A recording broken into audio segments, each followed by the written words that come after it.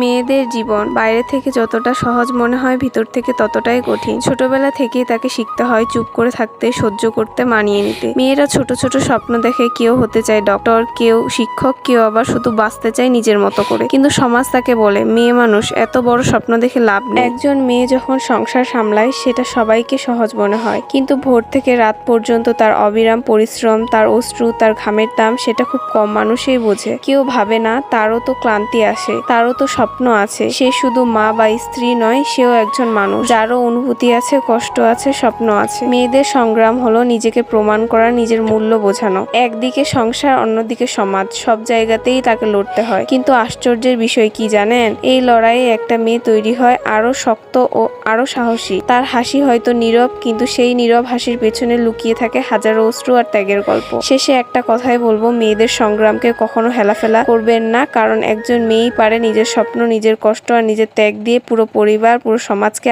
আলোকিত করতে।